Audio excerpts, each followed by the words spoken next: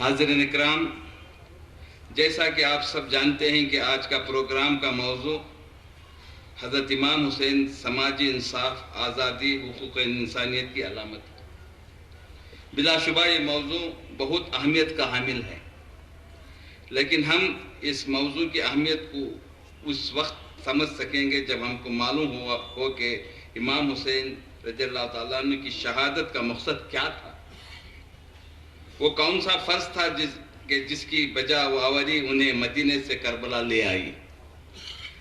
تاریخ اسلام کا مطالعہ کرنے سے پتہ چلتا ہے کہ حضرت امام حسین رضی اللہ تعالیٰ عنہ لوگوں کے درمیان جس معیار کو قائم کرنا چاہتے تھے وہ معیار حقوق العباد کا معیار تھا۔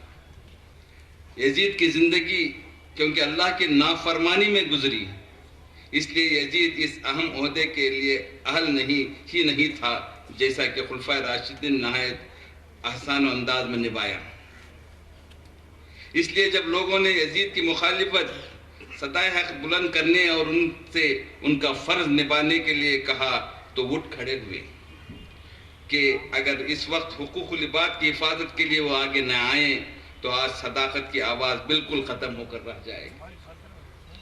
چنانچہ اگر انسانی حقوق کے لیے کسی معاشرے میں آواز اٹھائی جاتی ہے تو اس انداز اس طاقت کو امام حسین نے زندہ کیا تھا۔ بلکہ اگر یہ کہا جائے تو غلط نہ ہوگا کہ حضرت امام حسین رضی اللہ تعالیٰ عنہ کی شہادت کا مقصد انسانیت کو یہ پیغام دینا تھا کہ جب ظالم جابر حکمران مسند حکومت پر بیٹھ جائیں گے تو انہیں قبول کر لینا اللہ کے قانون سے بغاوت ہے،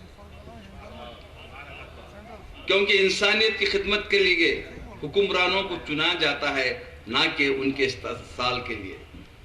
اس لیے حضرت امام حسین رضی اللہ تعالیٰ عنہ نے جابر حکمران کے بیعت نہ کرنے کا کلمہ حق بلند کیا اور کربلا کے میدان میں اپنی شہادت کا نذرانہ پیش کر کے مسلمانوں کو یہ درس دیا کہ دینی احکام کو مسلمان اپنی زندگی میں اس طرح داخل کرے کہ اس کے قول اور فعل اسلام کے حکم کے مطابق ہو۔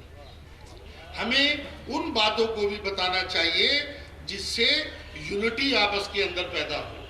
آج یہ ماحول ضروری ہے، یہ مجلسیں صرف شیعوں تک نہ رہیں، ان کا پھیلاؤ ہونا چاہیے، لوگوں کو پتہ لگے کہ یہ کیا بات کر رہے ہیں۔ ہمارے مصطفیٰ آباد میں لے کے جاتا ہوں بہت سے اہل سنت کے لوگوں کو، بولتے ہیں کہ حسن بھائی مجلس میں یہ ہوتا ہے۔ ہاں بھائی مجلس میں یہی ہوتا ہے، لیکن پرچار جو ہے، پروپنڈا جو ہے وہ غلط کیا ہوا ہے۔ اس پروپنڈے کو ہمیں توڑنا ہے۔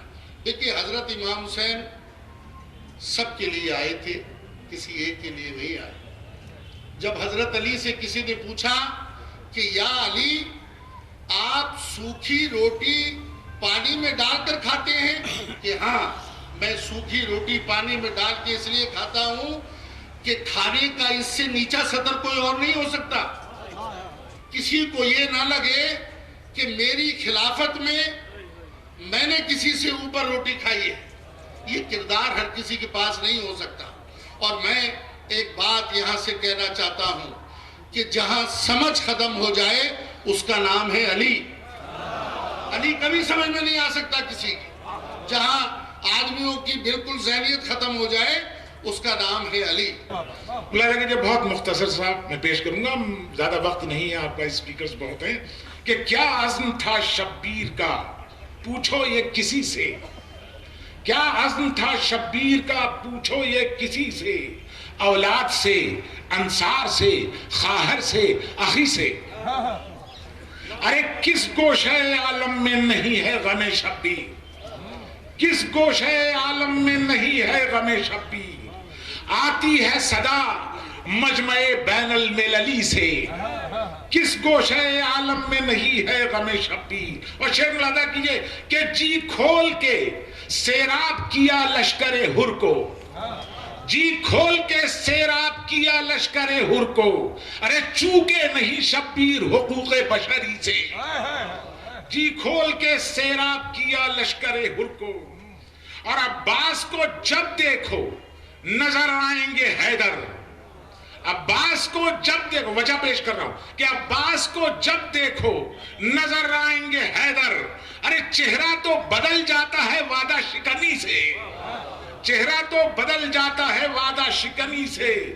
کہ سجاد نے بھی صبر کا دامن نہیں چھوڑا، ہر موڑ پہ کہتے رہے خود اپنی خودی سے کہ انگاروں سے پچھلاؤں گا پاؤں کی زنجیر، انگاروں سے پگھلاؤں گا پاؤں کی زنجیر.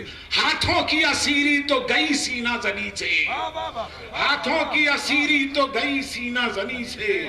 کہ درکار ہے محشر کی کھلی دھوپ حسن کو، درکار ہے محشر کی کھلی دھوپ حسن کو، پہچان لیا جاؤں گا آنکھوں کی نمی سے. آخر میں کہ تیرے جیسا کوئی محبوب دنیا میں نہیں مولا، بجھا کر شمع پروانوں کو جو بیدار کرتا ہے. کہ ندامت عافیت الفت شہادت مغفرت جنت، ندامت عافیت الفت شہادت مغفرت جنت. یہ حر ایک رات میں کتنی لکیریں پار کرتا ہے، کہ بجھا کر شمع پروانوں کو جو بیدار کرتا ہے. بہت بہت شکریہ.